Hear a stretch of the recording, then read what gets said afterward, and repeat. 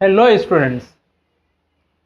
तो आज के वीडियो में हम बात करने वाले हैं स्लैब बेस्ड प्रोग्राम्स के बारे में। और ये जो कंसेप्ट है ये हमारे रियल लाइफ में भी बहुत जगह यूज़ होता है। मैंने कुछ यहाँ पर इसके एग्जाम्पल लिखे हैं।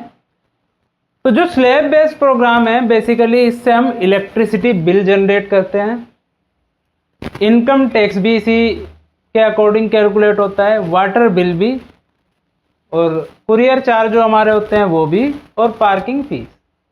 तो ये मैंने कुछ एग्जाम्पल लिखने की कोशिश की है जहाँ पर रियल लाइफ में हमारा स्लैब बेस्ड कंसेप्ट जो है यूज़ होते हैं बिल को जनरेट करने के लिए। अब मैं आपको थोड़ा सा स्लैब बेस्ड प्रोग्राम्स के बारे में पहले बता देता हूँ। देखिए, स्लैब बेस्ड प्रोग्राम में एक कांस्टेंट चार्ज नहीं होता किसी भी सर्विस का या किसी भी चीज़ का। वहाँ पर स्लैब बाय स्लैब चार्जेस जो है ना वो वेरी करते हैं। मैं इसको आपको पहले एक ओरली एग्जांपल से समझाता हूँ। भाई सपोज करो आप एक शॉप पर गए, आपने पूछा कि सर ये पेन कितने का है। दुकानदार ने जवाब दिया कि भाई ये आपको 10 रुपीज़ का लगेगा। आपने कहा कि सर मुझे थोड़े ज़्यादा खरीदने हैं तो आप मुझे थोड़े उसी हिसाब से रेट बता दीजिए। अब दुकानदार ने आपसे कहा कि देखो भाई, अगर आप 10 पेन तक लोगे तो आपको 10 रुपये का ही एक पेन पड़ेगा, लेकिन 10 से ज़्यादा जितने भी आप पेन लोगे उनके रेट आपको 8 रुपीज़ पर पेन लग जाएगा। तो ये एक स्लैब बेस्ड प्रोग्राम की हमारी एग्जाम्पल हो गया, यानी कि 10 पेन तक तो 10 रुपये का ही है, उसके बाद जितने लोगे वो 8 के हो जाएंगे। लेकिन कई जगह ऐसा होता है कि भाई ऐसा भी होता है जो स्लैब बेस्ड नहीं है, उसका मैं एक एग्जांपल दे दूं कि भाई अगर आपको पेन लेना है, अगर आप 10 से ज़्यादा पेन लेंगे तो आपको 8 रुपये का पड़ेगा। आपने 1 दर्जन पेन लिए, आपको 8 का पड़ेगा, यानी कि 1 दर्जन पेन के आपको 96 रुपीज़ देने हैं। लेकिन स्लैब बेस्ड में कैलकुलेशन थोड़ी सी अलग हो जाएगी। ठीक है, तो ये मैंने कुछ रियल लाइफ एग्जाम्पल दिए जहां पर ये कंसेप्ट यूज होता है। तो ये मैंने एक क्वेश्चन लिखा हुआ है ऑलरेडी, लेकिन क्वेश्चन को समझने से पहले आपको इसका मैथमेटिक्स समझना होगा। देखिए, इस तरह की प्रॉब्लम का मैथ जितना अच्छे से आप समझ लेंगे, प्रोग्राम में भाई कुछ नहीं है, सही बता रहा हूं। प्रोग्राम समझना आपके लिए चुटकियों का खेल हो जाएगा। तो इसका मैथ समझते हैं पहले। और इस वीडियो को आगे बढ़ने से पहले मैं आपको बता दूं कि मैं आपकी जावा की एक पूरी सीरीज़ बना रहा हूं, और ये सीरीज़ स्पेशली जो बिगिनर्स हैं, लॉजिक बिल्डिंग सीखना चाहते हैं, जिन्होंने कभी कोडिंग नहीं की है, उनके लिए ये बेस्ट प्लेटफॉर्म होने वाला है। तो आप मेरे द्वारा बनाई हुई और भी वीडियोज़ को एक्सप्लोर करें। और ख़ासकर जो हमारे आईसीएसई बोर्ड के 9th और 10th क्लास के या 11th 12th क्लास के जो स्टूडेंट हैं, वहाँ पर तो ये आपको क्वेश्चन मिलना ही मिलना है। 9th में तो एज इट इज़ मिलेगा, 10th में मिक्स होके आएगा ये प्रोग्राम के साथ में। चलिए, तो मैं आपको एक एग्जांपल देता हूँ। इसका हम स्लैब बेस्ड प्रोग्राम का पहले मैथ समझते हैं। देखिए ज़रा, देखिए भाई, हमें अपनी कार पार्क करनी है। देखो, कोई सा भी ले सकते हैं, इनकम टैक्स आपको पता ही है, वहाँ स्लैब होते हैं अलग अलग। तो मैं पार्किंग के लिए एक एग्जांपल लेता हूँ छोटा सा, या पार्किंग नहीं, चलो इलेक्ट्रिसिटी बिल तो ये हो ही जाएगा हमारा। मैं कुरियर चार्ज के अकॉर्डिंग आपको एक एग्जाम्पल देता हूँ। तो कोई कुरियर कंपनी है, उसके चार्जेस कुछ इस तरह से हैं। देखो, फर्स्ट 5 किलोग्राम्स 20 रुपीज़ पर किलोग्राम। मतलब हम कुछ कुरियर कर रहे हैं, कुछ सामान भेज रहे हैं, तो पहले 5 किलोग्राम का जो चार्ज है वो 20 रुपीज़ पर किलोग्राम से है। नेक्स्ट 20 किलोग्राम 15 रुपीज़ पर किलोग्राम। अब 25 किलोग्राम्स लेट्स से 10 रुपीज़ पर किलोग्राम। इस कंसेप्ट को अगर आप बहुत ध्यान से सुन लेंगे तो आपको प्रोग्राम बहुत आसान लगने वाला है, ये मेरी आपसे गारंटी। तो मैं आपको बहुत अच्छे से समझाऊंगा, बशर्ते कि आप स्किप ना करें वीडियो को और अच्छे से मेरी बात को सुनें। देखिए, सपोज करो किसी का पार्सल सिर्फ 4 किलोग्राम का ही रहा, यानी कि 5 किलोग्राम से कम ही है, पहले 5 किलोग्राम तक है ना, फर्स्ट 5 किलोग्राम या अप टू 5 किलोग्राम, तो 4 किलोग्राम का पार्सल हमने दिया, तो इसके चार्ज सिंपली 20 रुपीज़ के हिसाब से हो जाएंगे, यानी कि 4 इंटू 20 80 रुपीज़ हो जाएंगे, क्योंकि भाई अगली रेंज में गए ही नहीं, इसी में ही हो गया पूरा। चलिए अगला एग्जाम्पल लेते हैं। अगला एग्जाम्पल है जी 17 किलोग्राम। 17, अब इस 17 किलोग्राम को देखो, इस 17 किलोग्राम में पहले 5 किलोग्राम का जो चार्ज है वो तो है 20 रुपीज़ पर किलोग्राम से। सो इट मीन्स 17 में से 5 किलोग्राम का जो चार्ज है वो 20 रुपीज़ से है, यानी कि 100 रुपीज़ हो गया। अब मुझे ये बताओ, देखो 17 में से 5 किलोग्राम का चार्ज तो हो गया कैलकुलेट, बाकी कितना बचा?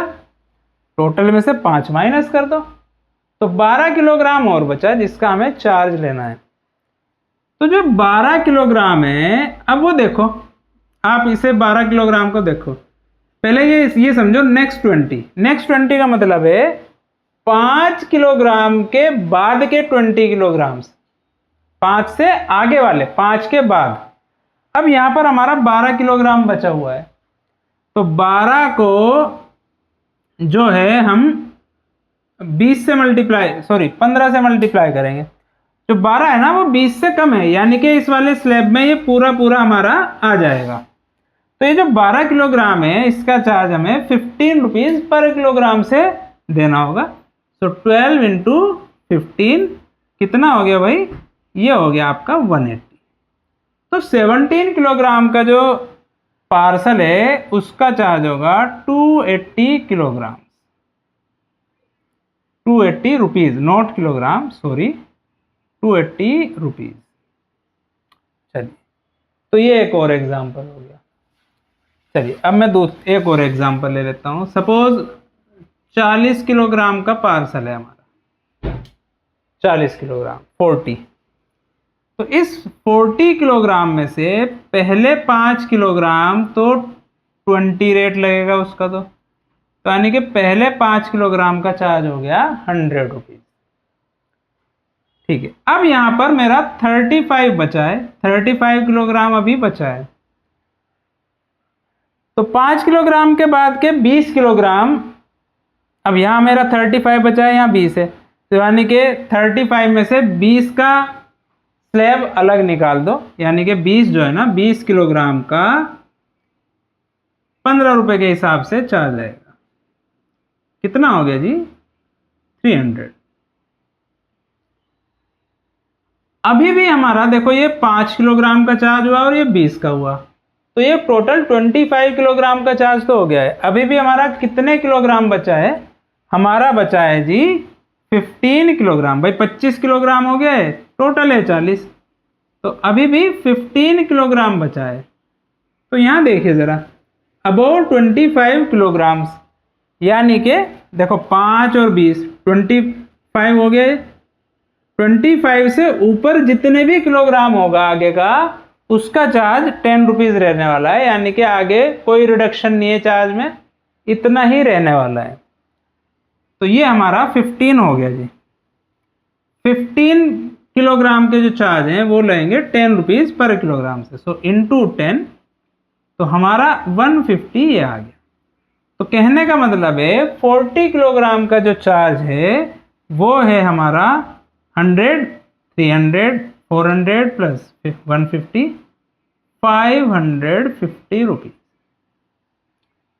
तो ये सिंपल सा मैथ है स्लैब बेस्ड प्रोग्राम्स को करने का।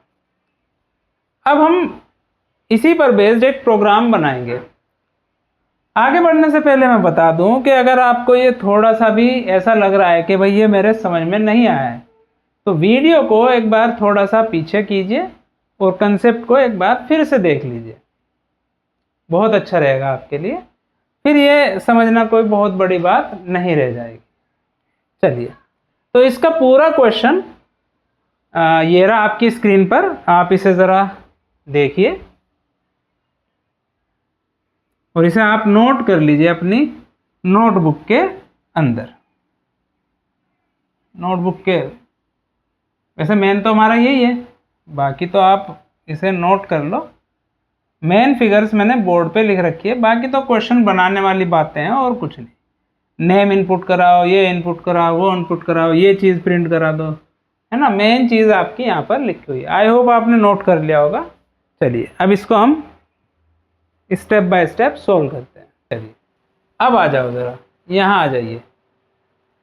तो यहाँ मैंने सिर्फ मेन वो चीज़ें लिख दी हैं जो हमें कैलकुलेशन में यूज़ करने वाली है। बाकी जो थ्योरी है, क्या चीज़ इनपुट करनी है, इलेक्ट्रिसिटी बोर्ड, ये वो, है ना। जो मेन हमें कैलकुलेशन में प्रोग्राम्स लिखने में जो ज़रूरत पड़ेगी वो मैंने यहाँ पर लिख लिया है।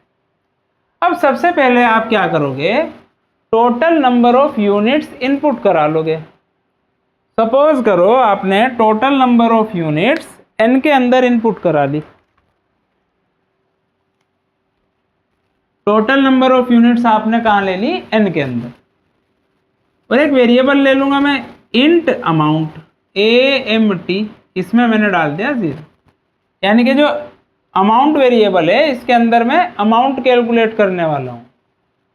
चलिए, इफ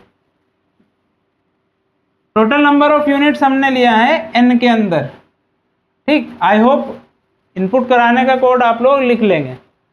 तो आगे कोड देखिए, इफ n, देखो पहली क्या है, अप टू 200 यूनिट्स, यानी कि अगर हमारी नंबर ऑफ यूनिट्स 200 या उससे कम है, 200 या उससे कम है, तो जो अमाउंट बनेगा वो आप यूनिट्स को मल्टीप्लाई कर दो 5 से। सीधी सी बात है, यहाँ अभी कोई दूसरा स्लैब आया ही नहीं।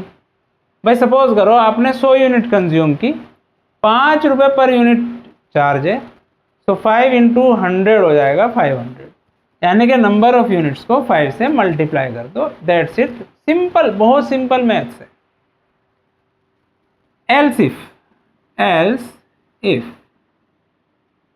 देखिए, नेक्स्ट 300 यूनिट्स, तो 200 यूनिट के बाद की 300 यूनिट, यानी कि यहां मैं लिखूंगा अगर नंबर ऑफ यूनिट्स 200 से ज्यादा है, logical and number of units 500 से कम है या 500 के इक्वल है। तो देखिए भाई, यहां पर हो क्या रहा है, 200 यूनिट के बाद की 300 यूनिट, तो यानी कि यहां पर कंट्रोल कब जाएगा, जब यूनिट 200 से ज्यादा हो। अच्छा, 200 से ज्यादा 300, तो टोटल कितने यूनिट हो जाएंगी, 500। तो इसलिए यहां पर हम लिखेंगे 500, यानी कि इन दोनों को हमने जोड़ देना है। तो अगर यूनिट हमारी इस रेंज में है तो हम अमाउंट कैसे कैलकुलेट करेंगे, देखो पहली 200 यूनिट तो 5 रुपीज से है, और अगर ये वाला कंडीशन ट्रू होगी तो यानी कि यूनिट हमारी 200 से तो ज़्यादा है, तो 200 यूनिट का तो चार्ज 5 रुपये से हो गया भाई, यानी कि 200 इंटू 5। बाकी जितनी यूनिट्स बची, अब सपोज करो आपकी 300 यूनिट कंज्यूम हुई, तो 200 यूनिट का चार्ज तो 5 रुपये से ले लिया हमने, टोटल यूनिट थी 300, तो आप कितने यूनिट का चार्ज 6 से लोगे, सिर्फ 100 यूनिट का, ठीक है। तो कैसे निकाल लेंगे, टोटल नंबर ऑफ यूनिट्स जो कि हमने n में लिया है माइनस कर देंगे 200, तो ये मेरी वो यूनिट निकल गई जिनका मुझे चार्ज लेना है 6 रुपीज़ पर यूनिट से। तो ये नंबर ऑफ यूनिट्स आ गई, इनका चार्ज किस रेट से, 6 से, तो इसे मल्टीप्लाई कर देंगे हम 6 से। लीजिए, देखिए, अगर आप हमारी वीडियोस को देखकर कुछ भी अगर आपको बेनिफिट हो रहा है, फ़ायदा हो रहा है, तो आप इस वीडियो को अपने फ्रेंड्स के साथ शेयर करें और कमेंट करके हमें बताएं ज़रूर कि आपको वीडियो कैसी लगी या आप क्या इम्प्रूवमेंट चाहते हैं, क्या आपका तरीका है जिससे आपको और अच्छे से समझ में आए। तो ये काम भी बहुत ज़रूरी है, इसे भी करना है आपको।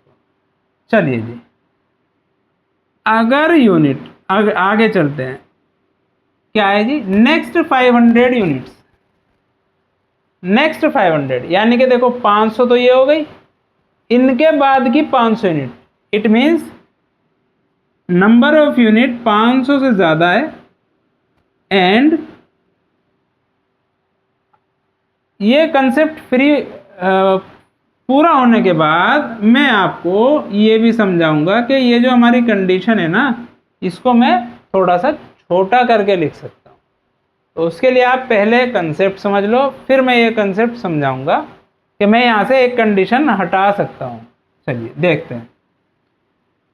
और दूसरी कंडीशन आएगी less than is equal to 1000। कहाँ से आया जी ये 1000? ये 500 कहाँ से आया?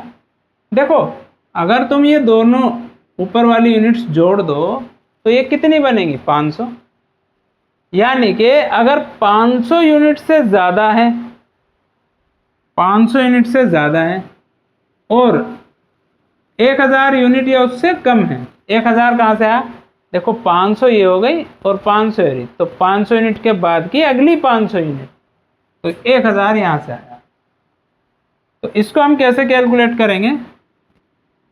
अमाउंट इज इक्वल टू, देखो पहली 200 यूनिट तो 5 रुपये से, तो 200 into 5 plus next 300 units 6 rupees से, 300 इंटू 6, है ना भाई। यहाँ पर कंट्रोल कब जाएगा? जब 500 यूनिट से ज़्यादा होंगी। तो 500 का तो चार्ज हमने डायरेक्ट कैलकुलेट कर लिया। अब 500 से आगे जितनी भी यूनिट बची कैसे निकाल लोगे? टोटल नंबर ऑफ यूनिट्स में से 500 माइनस कर दो, टोटल यूनिट्स में से 500 माइनस कर दो, तो ये आपकी बाकी बची यूनिट्स आ जाएंगी। तो इनका चार्ज क्या रेट है जी? इनका चार्ज का 7 रुपीज़ पर यूनिट। ये निकल गया हमारा। अगर कहीं भी आपको ऐसा लगे कि बात समझ में नहीं आई तो प्लीज़ उसे थोड़ा सा पीछे करके ज़रूर देख लें। चलिए, लास्ट में चलेगा जी एल्स। क्यों चलेगा एल्स? देखो, अब यहाँ तक ये 1000 यूनिट हो गई, तो क्या कहा है? 1000 से यूनिट जितनी भी हमारी कंज्यूम होंगी उन यूनिट्स का चार्ज होगा जी 9 रुपीज़ पर यूनिट। 1000 से ज़्यादा जितनी भी यूनिट है, 1500 है, 2000 है, 4000 है, 10000 है, सबका चार्ज बाकी यहाँ तक तो इस रेट से होगा, आगे का चार्ज 9 रुपीज़ पर यूनिट से होगा। कैलकुलेट करते हैं जी। अमाउंट इज इक्वल टू, देखो पहली 200 यूनिट 5 रुपये से, उसके बाद की 300 यूनिट 6 रुपये से, उसके बाद की 500 यूनिट 7 रुपये से। क्यों कर रहा हूं मैं ऐसा? देखो भाई, अगर ये कंडीशन सारी कंडीशन फॉल्स है तो मतलब यूनिट्स 1000 से ज़्यादा है, तो 1000 यूनिट तक तो ये वाला चार्ज रहने वाला है।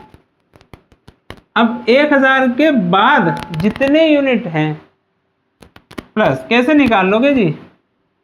कैसे निकाल लोगे आप कि ये तो 1000 यूनिट का चार्ज ले लिया, अब 1000 से ऊपर जितनी यूनिट होंगी उनका चार्ज 9 रुपये से है, तो 1000 टोटल नंबर ऑफ यूनिट्स में से 1000 कर देंगे हम माइनस।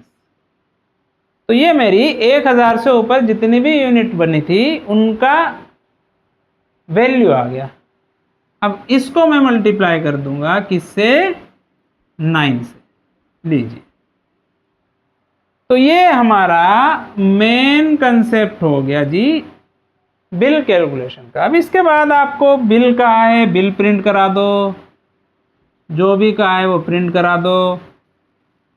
इसमें टेक्स्ट जुड़वा रहा है तो टेक्स्ट जोड़ दो, है ना। बाकी तो क्वेश्चन के अकॉर्डिंग है। जो हमारा मेन पर्पस था बिल कैलकुलेट करने का वो हो चुका है। अब इसमें कुछ टेक्स्ट देना है, कुछ और करना है, क्वेश्चन के अकॉर्डिंग हम वो कर सकते हैं। तो मैं यहाँ पर लिख दूं जो मेरा क्वेश्चन है, मैं एटलीस्ट उसे तो पूरा कर ही दूं। Bill amount is equal two plus AMT। लो जी, ये हो गया हमारा बिल अमाउंट। चलिए, अब मैं आपको बता रहा था, देखिए इस कंसेप्ट को कम से कम आपको 2 बार जरूर देखना है, ठीक है ना। भले ही आपके बहुत अच्छे समझ में आ गए, लेकिन अगर आप एक बार और समझ के इसे कर लेंगे तो और अच्छा क्लियर हो जाएगा यार। और अगर फिर भी कोई प्रॉब्लम है तो कमेंट ज़रूर करें। चलो अब यहाँ देखते हैं जी। देखो थोड़ा सा इम्प्रूवमेंट इस क्वेश्चन में क्या हम कर सकते हैं। देखो आप मुझे ये बताइए इस कंडीशन का मतलब क्या है। पहले इसका मतलब बता दो। इसका मतलब है जी हम चेक कर रहे हैं इनकी वैल्यू 200 या उससे कम है या नहीं है। ओके, बहुत अच्छी बात है। इसका मतलब क्या है, हम चेक कर रहे हैं कि n की वैल्यू 200 से तो ज़्यादा हो लेकिन 500 या उससे कम हो। अब अगर आप ध्यान से देखें, तो यहाँ पर कंट्रोल तब आएगा जब ये वाली कंडीशन फॉल्स होगी। ये जो कंडीशन है ये चेक कब होगी, जब ये फॉल्स होगी। और ये फॉल्स होगी कब, जब n की वैल्यू 200 से ज़्यादा हो। तो कहने का मतलब है ये जो n ग्रेटर देन 200 है ये तो ऑलरेडी ऊपर चेक होके आ ही रहा है। तो अगर मैं ये वाली कंडीशन नहीं भी लिखूंगा तो भी कोई दिक्कत वाली बात नहीं है, खाली इससे भी मेरा काम हो जाएगा, है ना भाई। n less than is equal to 500, खाली इससे भी मेरा काम चल जाएगा, कोई दिक्कत वाली बात नहीं। क्योंकि यहाँ कंट्रोल आएगा ही तब जब n 200 से ज़्यादा होगा। तो मैं चेक ना भी करूँ तो कोई दिक्कत नहीं है। इसी तरह यहाँ देखो ये वाली कंडीशन, यहाँ कंट्रोल कब आएगा, जब ये कंडीशन फॉल्स होगी। ये कंडीशन फॉल्स है मतलब n 500 से ज़्यादा होगा।